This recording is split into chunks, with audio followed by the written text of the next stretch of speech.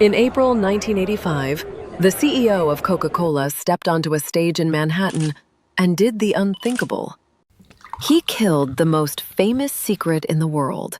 He retired the original Coke formula. Within 24 hours, his office was flooded with 1,500 angry phone calls a day. People weren't just mad, they were mourning. They were calling him a traitor to the American spirit. But Coca-Cola didn't change their recipe because they wanted to. They did it because they were terrified. They were being hunted by a bankrupt candy shop brand that had discovered the one thing Coke didn't have: a soul. Coca-Cola was the accidental empire. Created by Dr. John Pemberton, a morphine-dependent pharmacist who'd spent years experimenting with medicinal tonics, searching for something that could dull the pain of a war that never really left him. By the early 1900s, his accidental creation had become the definition of cool. But in a neighboring state, Caleb Bradham was quietly mixing Brad's drink in the back of a candy store, and nobody was paying attention. Between 1922 and 1933, Pepsi Cola went bankrupt twice. They were so desperate, they offered to sell the entire company to Coke multiple times. Coke's executives laughed. They didn't see a rival, they saw a corpse. They refused to buy. That refusal would become the most expensive no in the history of business.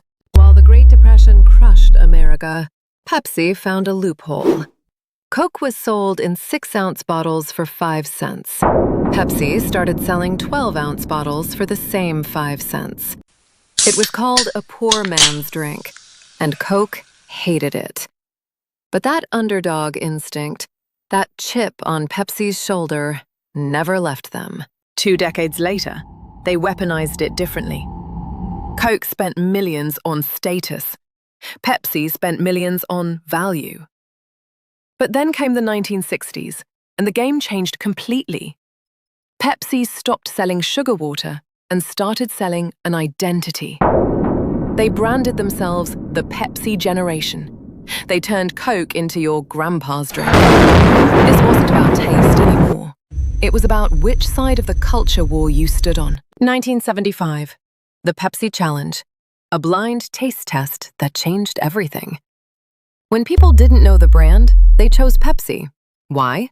Because Pepsi is slightly sweeter, and in a single-sip test, the brain always chases the sugar rush. It's not preference, it's biology. For the first time in 100 years, Coke panicked. They poured millions into secret research to create new Coke. It was sweeter. It beat Pepsi in the tests. But they forgot one thing. People don't drink Coca-Cola for the taste.